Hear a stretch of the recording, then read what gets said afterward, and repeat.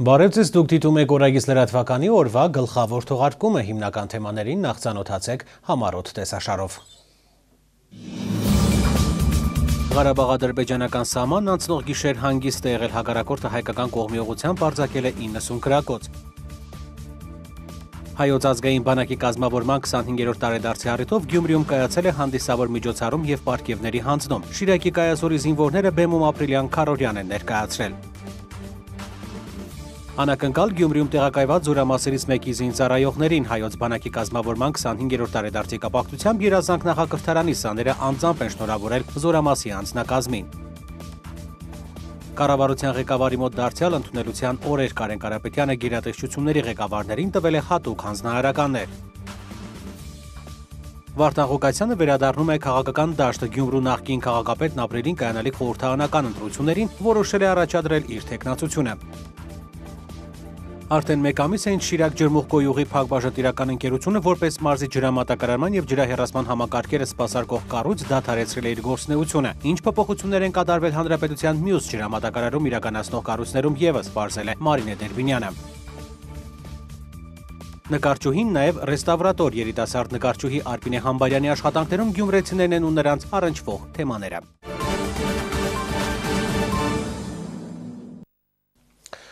Այժմ առավել մանրամասն հունվարի 29-ի եւ լույս 30-ի գիշերը Ղարաբաղ-ադրբեջանական հակամարտ զորքերի շփման գծում իրադրությունը եղել է հարաբերական հանգիստ։ Նշված ժամանակահատվածում հակառակորդը հրաձգային զինատեսակներից հրադադարի պահպանման ռեժիմը խախտել է շուրջ 15 անգամ, հայ դիրքապահների ուղղությամբ արձակելով ավելի քան 90 գրակոց։ Պաշտպանական բանակի առաջապահ զորամասերը ձեռնպահ են մնացել պատասխան գործողություններից եւ շարունակել վստահորեն իրականացնել իրենց առջեւ դրված մարտական խնդիրը։ Կրկին վիրահատության է ենթարկվել հունվարի 16-ին այն զորամասի պահպանության տակ գտնվող մարտական դիրքում հերթապահություն իրականացնելիս կրտսեր սերժանտի կողմից գլխի շրջանում հրազենային վիրավորում ստացած զինծառայող Գուրգեն Սարգսյանը այս մասին հայտարարել է Երևանի կենտրոնական զինվորական հոսպիտալի պետ Արամ Ասատուրյանը եւ նշել, որ զինծառայողի մոտ արյունազեղում է եղել եւ այդ պատճառով վիրահատություն են իրականացրել։ Նրա վիճակը ծայրահեղ ծանր է, կյանքի հետ անհամատեղելի վիրավորում է ստացել։ Ամեն ինչ անում ենք, որ կյանքը փրկենք, բայց ելի եմ ասում, կյանքի հետ անհամատեղելի վիրավորում է, նշել է Արամ Ասատուրյանը։ Նա ընդգծել է, որ արտասահման տեղափոխել չեն կարող, տեղաշարժել չի թույլատրվում, բացի այդ խնդիրը մասնագետների մեջ չէ։ Մեր մասնագետները եւս ամեն ինչ անում են զինվորի կյանքը փրկելու համար, եզրափակել է Ասատուրյանը։ Հայոց ազգային բանակի կազմավորման 25-րդ տարեդարձի առիթով Գյումրիում կայացել է հանդիսավոր միջոցառում եւ պարգևների հանձնում։ Ամենամյա ավանդական այս տոնակատարությունը առանձնացել է հայոց բանակի նորագույն պատմության էջով, որը գրվեց մոտ 1 տարի առաջ հայ զինվորի ձեռքով։ Այնպես ինչպես ապրիլ քարորյայում զինվորները կյանքի ու մահվան կռիվը ներկայացրել են հանդիսատեսին Գյումրու դրամատիկական թատրոնի բեմում։ Հայոց բանակի խիզախ մարտիկներն են, որոնք ամեն պահի պատրաստ են իրենց կյանքը զոհել հանուն հայրենիքի անսասանության, հանուն սեփական ժողովրդի խաղաղության։ Շիրակի կայազորի զինվորները բեմում ապրիլյան քարորյան են ներկայացնում։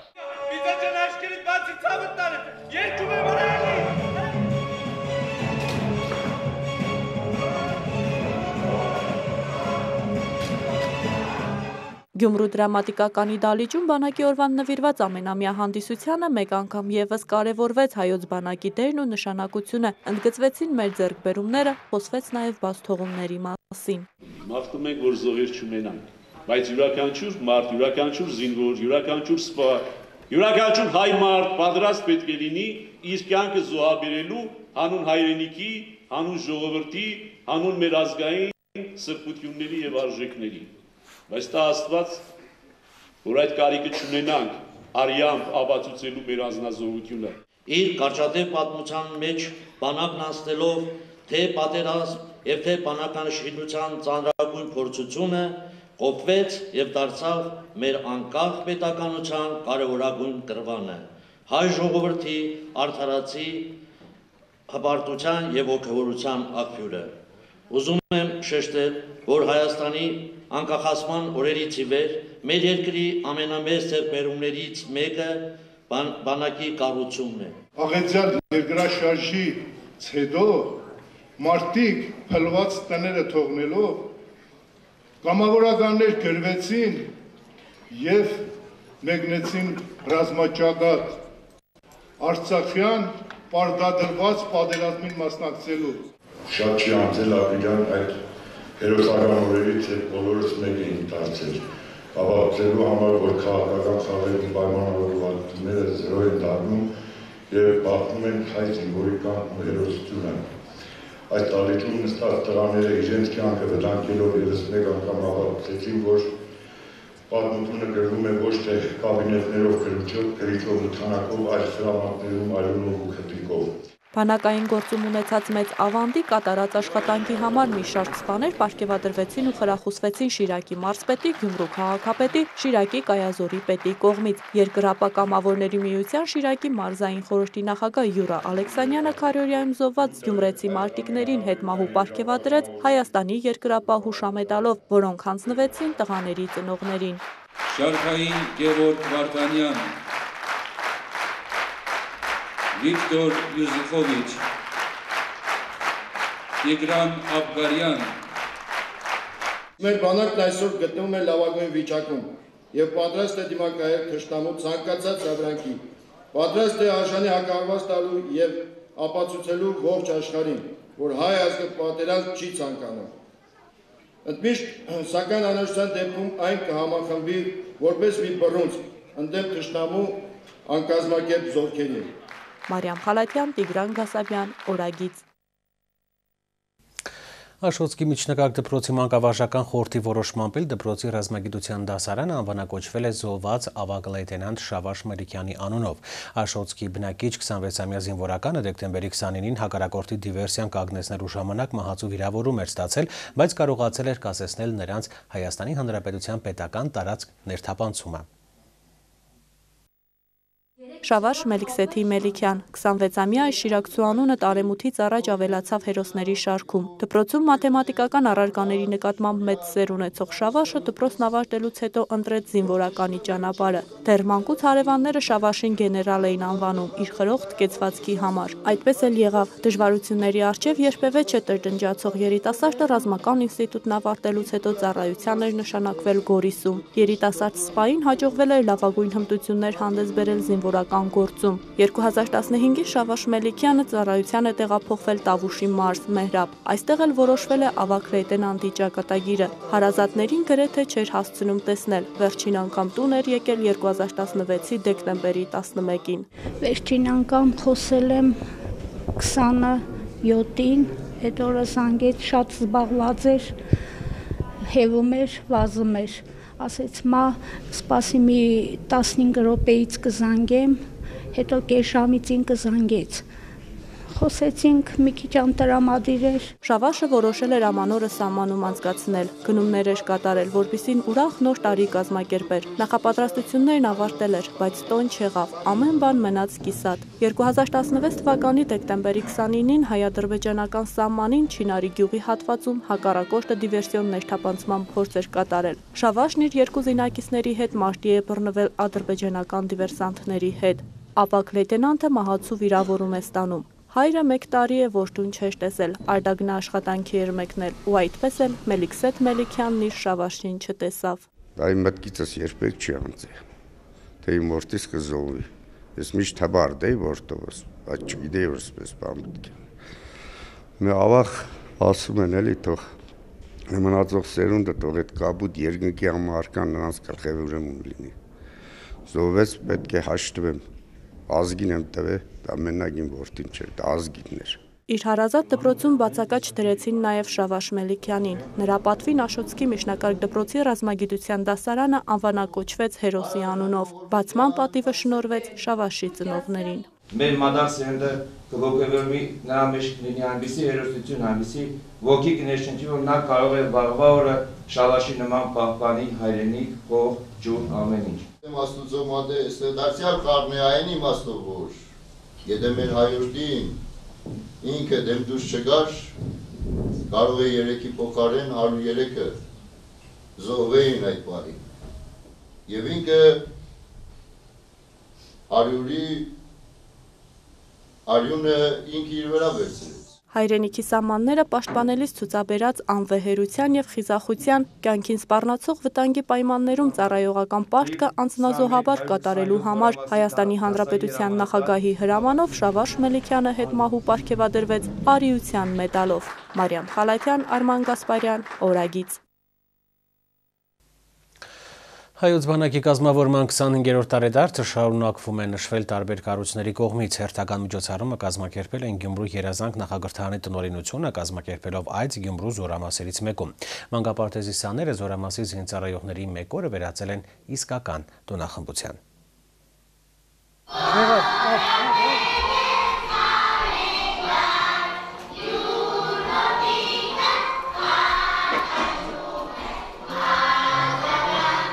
Հայոց բանակի կազմավորման 25-րդ տարեդարձը նախակրթարանի սաները նշել են Գյումրու N զորամասի զինծառայողների հետ։ Այս նախակրթարանում հայրենասիրական գաղափարախոսությունը բարձր հիմքի վրա է դրված։ Շատ մեծ նշանակություն ունի մատաղ սերնդից սկսել դաստիարակել հայրենասիրությամբ։ Ես միշտ ցանկացել եմ, միշտ սիրով եմ այս բանակի օրվա տոնը նշել մանկապարտեզում եւ գտնում եմ, որ սա ամենակարևոր եւ ճիշտ դաստիարակչական նշանակությունը կունենա երեխաներին ամբողջ կյանքում։ Նախակրթարանի սաները կարողացան ներկայացնել հայոց բանակի կազմավորման փառավորուղին, ինչպես նաև ազգային երկ ու պարով ընդգծեցին բանակի դերն ու կարևորությունը։ Փոքրիկների թոթովախոս շուրթերից ընջող ամեն տառի, բառի ու երգի հետ ոգևորվում էին զինծառայողները։ Նաև խոստովանեցին, որ իրենց օրն առավել իմաստավորվեց այսօր, դարձավ գունավոր։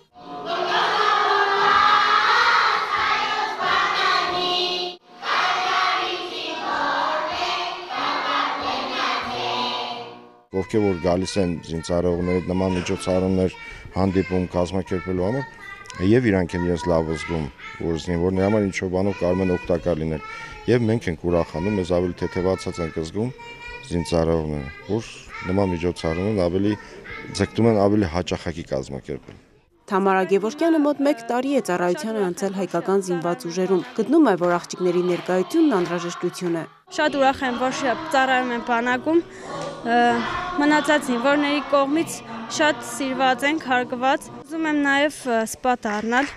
ուզում եմ առաջ գնալ, հաջողություններ ունենալ բանակում։ Ուրախ ենք, որ երեխաները նույնպես մասնակցություն ունեն, մեր զինվորներին ուրախացնում են, ոգևորում են մեր զինվորներին,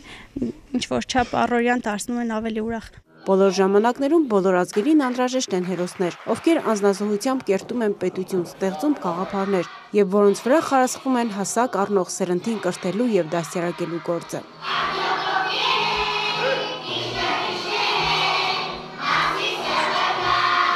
Լուսնե Պողոսյան, Տիգրան Գասապյան, Օրագիծ։ Ռուսաստանի Դաշնության պաշտպանության նախարարի առաջին տեղակալ Ռուսլան Ցարիկովը Հայաստան կատարած այցի շրջանակում եղել է նաև Գյումրիում տեղակայված ռուսական ռազմակայանում ուսումնասիրել է 19-րդ դարի սկզբին կառուցած զորանոցների շենքերը, հոսպիտալը եւ սոցիալական ենթակառուցվածքի այլ օբյեկտներ։ Ռազմակայանի հրամանատար Վլադիմիր Հիլկանովը պաշտպանության նախարարության ղեկավարի տեղակալին զեկուցել է զինծառայողների եւ նրանց ընտանիքի անդամների համար նախատեսված սոցիալական ենթակառուցվածքների զարգացման մասին։ Ըստ նրա պետք է կարճ ժամանակահատվածում ուսումնասիրել Հայաստանում տեղակայված 102-րդ ռուսական ռազմակայանի պատմական զորանոցային ֆոնդը։ Նախարարի առաջին տեղակալն այցելել է նաև Սուրբ Նահատակ Ալեքսանդրա Հռոմեացու անունը կրող եկեղեցի եւ նվեր է փոխանցել Ռուսաստան Դաշնության պաշտպանության նախարար Սերգեյ Շոյգուի կողմից։ Նա եկեղեցուն է հանձնել Սուրբ Գևորգի սրբապատկերը։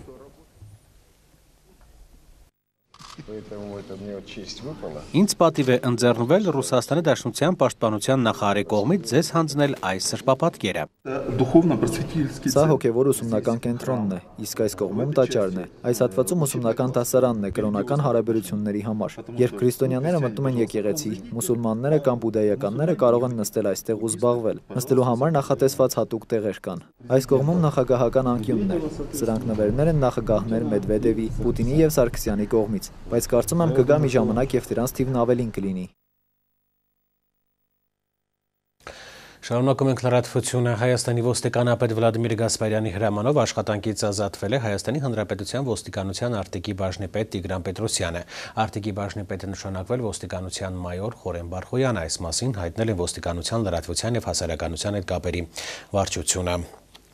Վարդան Ղուկասյանը վերադառնում է քաղաքական դաշտ։ Գյումրու նախկին քաղաքապետ Նորագիծ լրատվականի գործընկերոջ հետ զրույցում նշել է, որ իր թեկնածությունն առաջադրելու է Ծառուկյան դաշինքով։ Հարցին, թե ինչու ոչ հանրապետական կուսակցության ցուցակով, այլ մեկ այլ, Վարդան Ղուկասյանը պատասխանել է. ճիշտն ասած, արդեն 5 տարի է ՀՀԿ-ն ինձ հետ չի շփվում, չենք զանգում, չենք հաղորդակցվում, իրենք իրենց թեկնածուներն ունեն, որոնց առաջադրում են, ես էլ ազատ մարդ եմ եւ իմ իրավունքներն ունեմ։ Ուստի որոշել եւ առաջադրվելու եմ Ծառուկյան դաշինքով։ Ճշտող հարցին դաշինքի կողմից է եղել առաջարկ, թե Վարդան Ղուկասյանն է նման որոշում կայացրել, հնչել է կարճ պատասխան. էական չէ։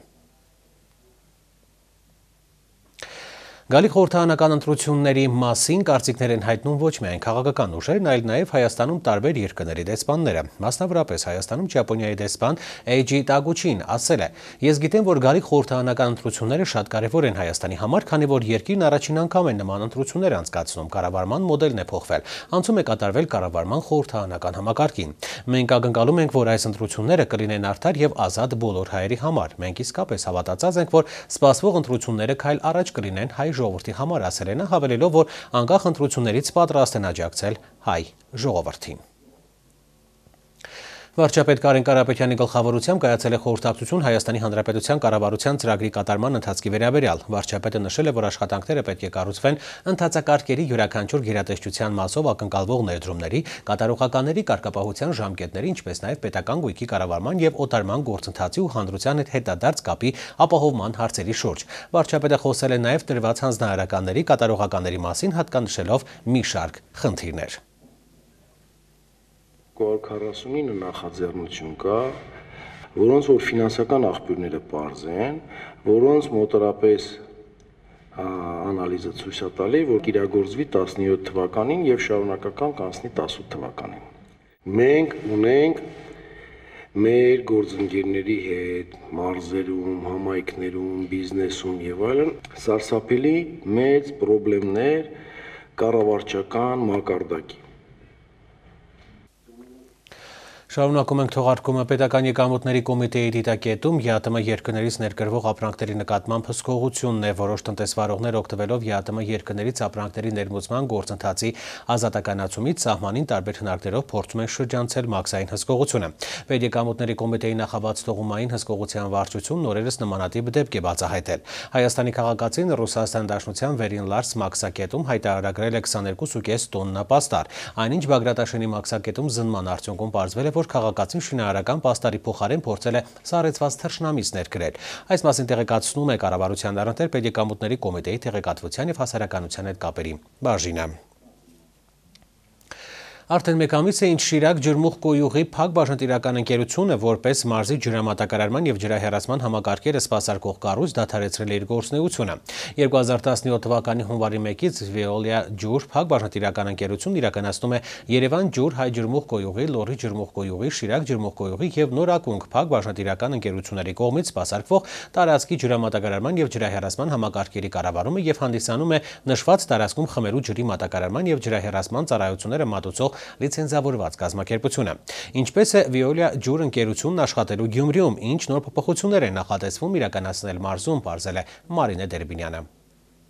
Թեև Շիրակ ջրմուղ կոյուղու մասին հուշող ցուցանակները դեռ տեղում են, բայց այն արդեն մեկ ամիս է, ինչ վերակազմավորվել է այլ ընկերության։ Այսուհետ այս շենքում է կանոնակարգվելու Երևան ջուր, հայ ջրմուղ կոյուղի, Լոռի ջրմուղ կոյուղի, Շիրակ ջրմուղ կոյուղի եւ Նոր Ակունք Փակ բաժնետիրական ընկերությունների կողմից սպասարկվող արևմտյան տարածքի ջրամատակարարման եւ ջրահեռացման համակարգերի կառավարումը։ Նոր կարգավիճակում վարչական շենքից ներս դեռ անորոշություն է։ Գործառույթների եւ աշխատանքային պարտականությունների հստակեցումներն առայժմ ընթացքի մեջ են։ Թեև կառույցի նոր ղեկավարի անունը վաղուց է հայտնի, բայց տնօրենի աշխատասենյակի մուտքի մոտ համապատասխան ցուցանակը բացակայում է դեռ։ Արա Եղիկյանն է հանդիսանում Veolia ջուր ընկերության արևմուտք տարածքային տնօրենության տնօրենի տեղակալը, ով նշված տարածքում խմելու ջրի ջրամատակարարման եւ ջրահեռացման ծառայությունները կանոնակարգելու է Գյումրու նստավայրից։ Փոփոխությունների մասին ասելիք շատ ունի, բայց անելիքներն ավելի շատ են, գտնում է պարոն Եղիկյանը եւ խոստանում առաջիկայում բոլոր մանրամասները մեզ ներկայացնել հարցազրույցի տեսքով։ Սկզբի համար նշում է, որ Veolia ջուրը արևմտյան տարածքի աշխատանքները համակարգելու համար Գյումրին որպես նստավայր է ընտրել զուտ խնդրահարույց լինելու պատճառով։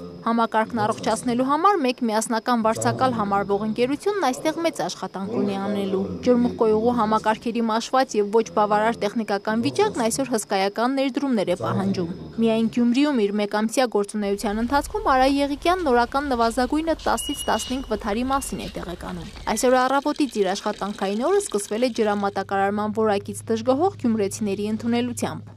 Ուղղակի չերի ճնշում չկար, ասուսը մեր բոմբը լավ չէր աշխատի։ Արիստոնները, լվացքի մեքենաները երևի լավ չէին տակացնում, մեքենաները շարքից դուրս կգային, դրա համար էլ եկել ենք փողոքի։ Երևի պետընթացք տվեց մեր փողոքին, հույս տվեց, որ կկաշկավորի։ Մասնագետներին կանչեց մոդը, մասնագետները խնդիրը սկսեցին լուծելու, խնդիրը կլուծենք մոդագա այսօր եկուց։ Ըստ Արա Եղիկյանի ջրագծերի վթարների մասին նահազանգերն էլ այս օրերին քիչ չեն եղել։ Համակարգի մաշվածությունն ու սառնամանիքը Գյումրու տարբեր թաղամասերում ջրամատակարարման հետ կապված խնդիրներ են առաջացրել։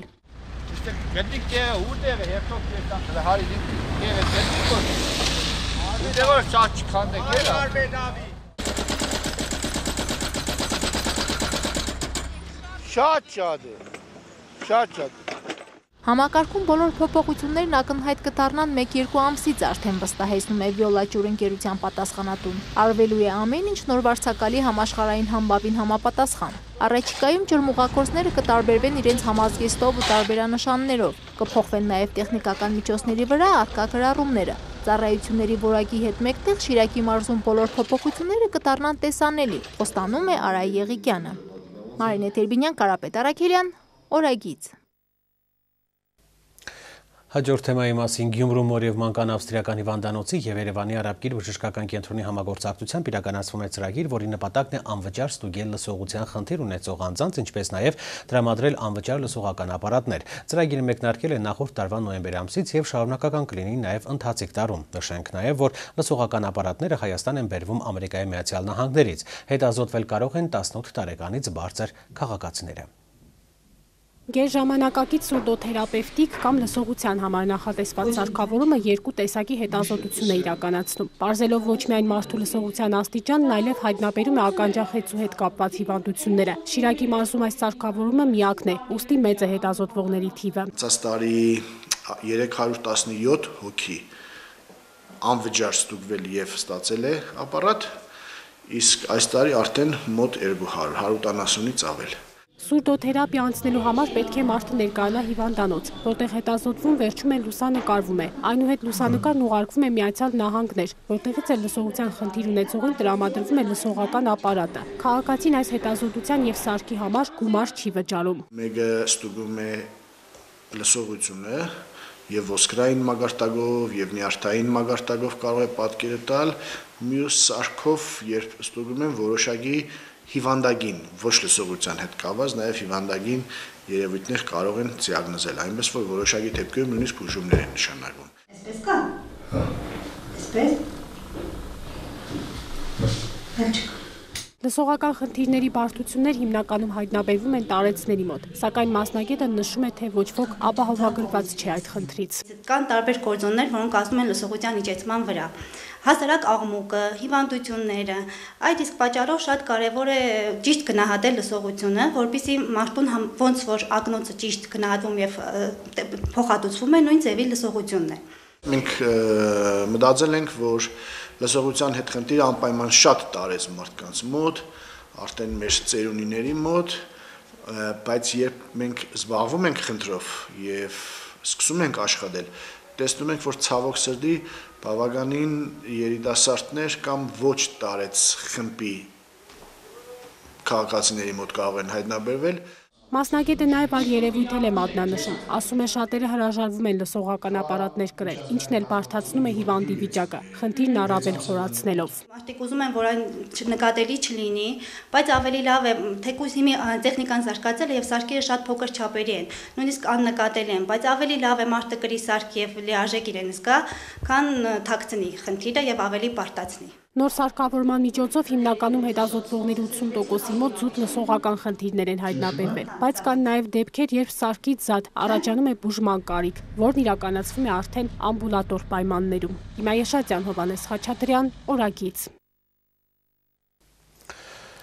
Եթերում օրագիծն է Պոլսահի հայտնի երաժիշտ թուրքական ռոք երաժշտության ոլորտի առաջատարներից մեկը Հայկո Ջեփքինը դեմ կքվեարկի երկրում կառավարման նախագահական համակարգին անցման առաջարկին այս մասին երաժիշտը հայտնել է Twitter-ի իր պաշտոնական էջում։ Հիշեցնենք, որ հունվարի 21-ին Թուրքիայի խորհրդարանը ձայների մեծամասնությամբ հավանություն է տվել Սահմանադրությունում փոփոխությունների իրականացման փաթեթին, որն առաջարկում է անցում կատարել կառավարման նախագահական համակարգին։ 18 հոդվածից բաղկացած օրենքի ընդունմանը կողմ է քվեարկել 339 падգամավոր։ Այնուհետ օրենքը կդրվի հանրաքվեի, ինչից հետո էլ կկայացվի վերջնական որոշում։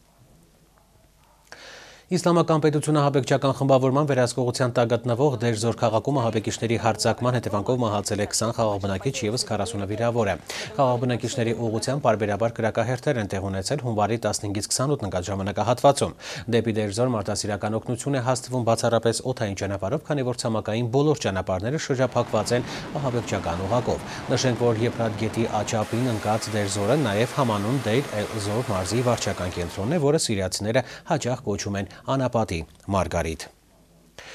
Իսկ կանադական Քվեբեկ քաղաքի իսլամական մշակութային կենտրոն մզկիթում իր հարազատությունը տեղ ունեցել, ինչը 6 մարտում ավան պատճառ է դարձել։ Վիրավորների ստույգ թվի մասին դեռևս տեղեկություն չկա։ Անհայտ զինված անձինք մուտք են գործել մզկիթ երեկոյան աղոթքի ժամանակ, դրանք բացականչել են Ալլահ Աբգար եւ կրակ բացել։ Ականատեսների պատմերով հարազատության պահին մզկիթում եղել է մոտ 4 տասնյակից ավելի մարդ։ Կանադայի իշխանությունները մզկիթի վրա հարձակումը որակել են որպես ահաբեկչություն։ Դեպքի վայր ժամանած ոստիկանները ձերբակալել են 2 կասկածյալի, տարվում է հետաքննություն։ Միջազգային այլ նորություններ կպատմի Հայկանուշ Հայրապետյանը։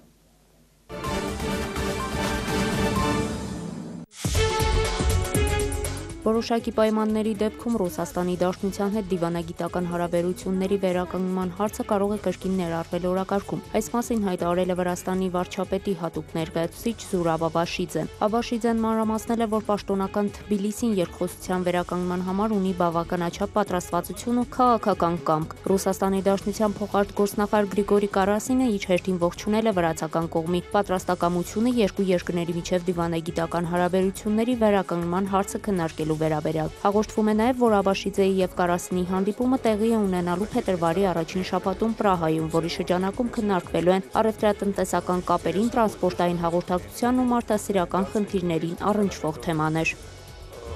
Թուրքիայի ընդդիմադիր ժողովրդահանրապետական կուսակցության նախագահ Քեմալ Քլիչդարօղլուն առաջին թուրք քաղաքական գործիչն է, ով պաշտոնապես մեկնաբանել է ԱՄՆ նախագահ Դոնալդ Թրամփի ներգաղթային քաղաքականության վերաբերյալ ստորագրած հրամանագրերը։ Վերջինս հայտարարել է, որ Թրամփի կայացրած որոշումը դեմ է մարդու իրավունքներին եւ համամարտկային այն արժեքներին, որոնց համար մարդկությունը պայքարել է դարեր շարունակ։ Նա նաև հավելել է, որ մահմեդական հասարակության անդամներին ընդհանրացնելով բոլորին ահաբեկիչ որակելը հետամնաց մտածողություն է։ Այս ֆոնին ԱՄՆ նախագահ Դոնալդ Թրամփը հայտարարել է, որ լրատվամիջոցները սխալ են մեկնաբանել ներգաղթյալների վերաբերյալ իր որոշումը, այն ներկայացնելով որպես մուսուլմանների դեմ ուղղված արգելք։ Իր խոսքերով դա կրոնի հարց չէ, այլ ահաբեկչության եւ ԱՄՆ-ի անվտանգության։ Թրամփը նկատել է, որ աշխարհում գոյություն ունի մուսուլմաններով բնակեցված ավելի քան 40 պետություն, սակայն իր ստորագրած հրամանագիրը չի տարածվում այդ երկրների վրա։ Հիշեցնենք, որ ավելի վաղ հայտնի էր դարձել, որ Թրամփը հրամանագիր էր ստորագրել, որով արգելվում է մեծ մասամբ մահմեդական բնակչություն ունեցող 7 երկրի քաղաքացիների մուտքն ԱՄՆ։ Խոսքը վերաբերում է Իրանին, Իրաքին, Լիբիային, Սոմալիին, Սուդանին, Սիրիային եւ Եմենին։ Մինչ այդ ԱՄՆ-ի մի շարք քաղաքներում անցկացվել եւ անցկացվում են նախագահ Դոնալդ Թրամփի ներգաղթային քաղաքականության վերաբերյալ ստորագրած հրամանագրերի դեմ բողոքի ցույցերը։ Գերմանիայի սոցիալ-դեմոկրատների կուսակցությունը Եվրախորհրդանի նախկին նախագահ Մարտին Շուլցի թեկնածությունն առաջադրել է դաշնային կանցլերի պաշտոնի համար։ 61-ամյա Շուլցի օգտին քվեարկել են կուսակցության խորհրդի նիստի բոլոր մասնակիցները։ Շուլցն առաջադրվել է նաև Գերմանիայի սոցիալ-դեմոկրատների կուսակցության նախագահի պաշտոնում Զիգմար Գաբրիելի փոխարեն, որը վերջերս նշանակվել է Գերմանիայի արտգործնախարարի պաշտոնում։ Շուլցի պաշտոնական ընտրությունը որպես երկրի գործող կանցլեր Անգելա Մերկելի մրցակցի եւ կուսակցության նախագահի թեկնածու կկայանա մարտի 19-ին։ Ֆրանսիայում անցկացված պրայմերիզների արդյունքներով նախնական տվյալներով իշխող սոցիալիստական կուսակցությունից նախագահական ընտրությունների պաշտոնական թեկնածու է ճանաչվել կրթության նախկին նախարար Բենուա Ամոնով, ստացել է ընտրողների ձայների մեծամասնությունը։ 49-ամյա քաղաքական գործիչը ստացել է ձայների ավելի քան 58%-ը։ Երկրորդ փուլում նա հաղթել է առաջ անցնելով իր հիմնական մրցակից համարվող նախկին վարչապետ Մանուել Վալսից, ով ստացել է ընդհանուր ձայների 41.35%-ը։ Քվեարկությանը մասնակցել է մոտ 2 միլիոն մարդ, այսպիսով Բենուա Ամոնը կդառնա սոցիալիստական կուսակցության թեկնածու նախագահական ընտրություններին։ Նախագահական ընտրությունների առաջին փուլը կանցկացվի ապրիլի 23-ին, իսկ երկրորդը մայիսի 7-ին։ Ֆիլիպինների մայրաքաղաք Մանիլայում ավարտվել է Միss Տիեզեր գեղեցկության մրցույթը, որի հաղթող է դարձել Ֆրանսիայի ներկայացուցիչ Իրիս Միտանարը։ 24-ամյա գեղեցկուհին լավագույնն է ճանաչվել գերազանցելով մնացյալ 85 մասնակիցներին։ Երկրորդ եւ երրորդ հորիզոնականները զբաղեցրել են Հայիթիի եւ Կոլումբիայի ներկայացուցիչները։ Միss Տիեզեր գեղեցկության մրցույթն անցկացվել է 65-րդ անգամ։ Հայկանուշ Շարապետյան, Օրագից։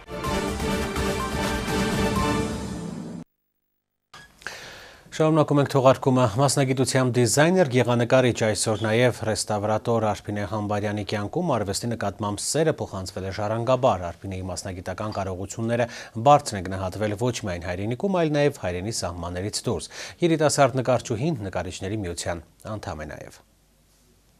Արփինեն փոքր հասակից սկսել է նկարել։ Ծնողները նկարիչներ չէին, սակայն աղջիկը մշտապես առնչվել է արվեստագետների եւ արվեստասերների հետ, մեծացել նրանց միջավայրում։ Ընտանիքում նկարիչներ չկային, բայց արվեստագետներ կային։ Մայրիկիս կողմը երաժիշտներ շատ կան։ Հետո մամայիս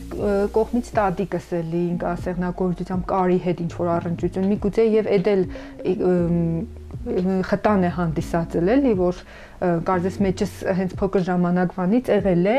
եւ սերը ամենակարևորը իմ կարծիքով սերն է։ Արփինեի նկարչուհի դառնալու երազանքը միանգամից չի կատարվել։ Սկզբում ուսանել է Երևանի պետական ճարտարագիտական համալսարանի Գյումրու մասնաճյուղում, հետո նոր սովորել Երևանի Գեղարվեստի ակադեմիայի Գյումրու մասնաճյուղում։ Միտք առաջացավ դիմել ակադեմիա, բայց սկզբնական շրջանում ոչ դիմեցի, այնտեղից ինձանից ինչ որ գործեր պահանջեցին, այսինքն պետք է կատարած աշխատանքներ ունենայի արդեն նախորդ, որը բնականաբար չունեի։ Ու մասնագիտության հարցում արդեն որոշակի կողմնորոշում ստացա, ընդունվեցի Երևանի ճարտարագիտական համալսարանի Գյումրու մասնաճյուղը։ Ու այդտեղից կարծես ամեն ինչ սկսվեց։ Սկսվեց այն, որ ծանոթացա մի հիասքանչ մարդու հետ, Գերմ Ազմանյանի հետ, որը հիմք դրեց եւ կարծես պատճառ հանդիսացավ, որ արդեն ավելի լուրջ խորանայի այս մասնագիտության մեջ։ Ոճական առումով Արփինեն շատ չի փոխվել։ Նա սիրում է շարժում։ Երիտասարդ նկարչուհու աշխատանքներում գյումրեցիներն են ու նրանց առնչվող թեմաները։ Միտք առաջացավ նկարել իմ քաղաքը։ Նկարում եմ նաև պեյզաժներ, բայց փորձեցի ֆիգուրաներ եւ պեյզաժներ համատեղել մեկ կոմպոզիցիայի մեջ եւ ստացվեց այսպես կոպիտ ասած վարդեվոր, որը մեր քաղաքի մեջ է Լեննագանյան վարդեվոր։ Արփինեն ստեղծագործում է տանը, իր փոքրիկ սենյակում եւ երազում է սեփական արվեստանոց ունենալու մասին։ Դիպլոմային աշխատանքները գնահատելիս հանձնաժողովը որոշել է նրան Նկարիչների միության անդամ դառնալու հնարավորություն տալ։ Այնտեղ եկել էին Նկարիչների միության անդամներից Սերան Թատևոսյանը, հանձնաժողովը եւ որպես լավագույն դիպլոմ տվեցին Նկարիչների միության անդամագրվելու հնարավորություն եւ 2014 թվականից արդեն Նկարիչների միության անդամ եմ։ Երիտասարդ նկարչուհու համար կյանքում ամենակարևորը մարդկային արժեքներն են։ Քննադատություններին վերաբերվում է դրական։ Ամենավատը նրա կարծիքով անտարբերությունն է։ Անկախ նրանից ինչ ես անում, արվեստի գործ է ստեղծում, թե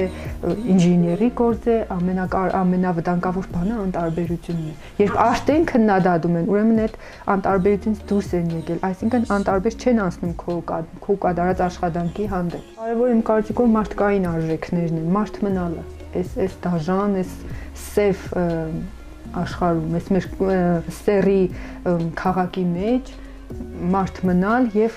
լավը տեսնել։ Արփինեն նկարելուց զատ նաև զբաղվում է ռեստավրացիոն աշխատանքներով։ Նա քաղաքում եզակի այն մասնագետներից է, ով վերապատրաստման դասընթաց է անցել իտալացիների մոտ որպես ռեստավրատոր։ Ներկա պահին վերականգնում է Ասլամազյան քույրերի պատկերասրահի վնասված նկարները։ Մասնակցեցի ռեստավրացիայի դասընթացներին իտալացիների կողմից կազմակերպված, որը Երևանում կայացավ, մասնակցեցինք Մինաս Ավետիսյանի որմնանկարների վերականգնման աշխատանքներին, տեղափոխման եւ այլն։ Հետո արդեն Արուջում, Քոբայրում եւ Թիֆլիսում ստացանք հրավեր, այնտեղ մեր Սուրբ Գևորգ եկեղեցի վերականգնման աշխատանքներին մասնակցեցինք։ որից հետո տպագրվեց գիրք, ստացանք վկայականներ, սերտիֆիկատներ ու այդպես շարունակ հիմի այս ներկապահին նույնպես շարունակում եմ եւ գեղանկարչությամբ եւ վերականգնման այդ ռեստավրացիայի գործերով զբաղվել։ Արփինեն ասում է, հիմա Գյումրիում շատ որմնանկարներ կան վնասված, որոնք անապահ վերականգնման կարիք ունեն։ Գյումրեցի նկարչուհին առաջնորդում է միշտ առաջ նայելու եւ անկեղծ ապրելու սկզբունքով։ Նույնը խորհուրդ է տալիս բոլորին։ Լուսինե Պողոսյան, Տիգրան Գասապյան, Օրագիծ։ Սա օրագիծ լրատվականի գլխավոր թողարկումներ, ես ձեզ հրաժեշտ եմ տալիս, կհանդիպենք մեր հետագա թողարկումների ընթացքում։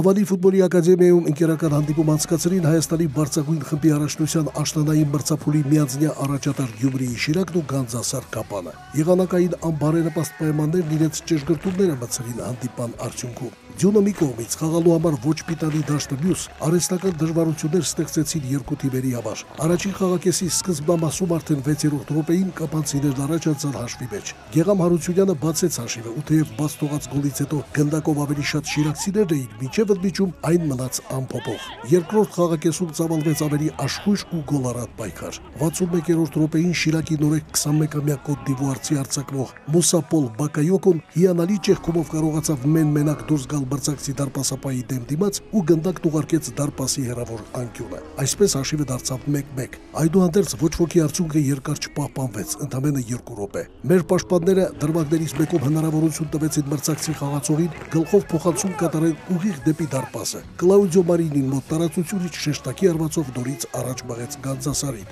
Միայն 1-2 հաշվի ժամանակ ոչինչ չունենալով կորցնելու մեր թիմը տիրացավ նախաձեռնությանն ու սկսեց ճնշել մրցակցին։ Արջևի գծում շատ ակտիվ էր Շիրակի սևամորթ Նորեկը, ու նա էլ դարձավ հանդիպման հերոսը։ Խաղավարտից 5 րոպե առաջ գոլային կոմբինացիան սկսեց Ռուբյան Հովսեփյանը, պայքարի բովում ընդգրկվեց Արամ Մուրադյանը, իսկ Մուսա Պոլ Բակայոկոն այն բանից հետո, երբ գնդակը հետ մղեց ու հայաց դարպասաձողը, գլխի արվածով վերականգնեց հաշվի հավասարակշռությունը։ Քիչ է պատահում, երբ նման եղանակի առկայությամբ փոքրաթիվ ներկաներն ականատես են դառնում 4 գոլի։ 2-2 հաշվով ավարտվեց մրցավեճը, ինչը մատնանշում է մի հանգամանք։ Կողմերը պարտականորեն են տրամադրված Հայաստանի բարձրագույն խմբի առաջնության գարնանային հատվածում։ Առավել ևս, որ Գավաթայի կիսաեզրափակչում նորից այս թիմերն են պայքարելու պատվավոր ավարի համար։ Սամվել Աղարյան, Կարապետ Արաքելյան, Օրագիծ։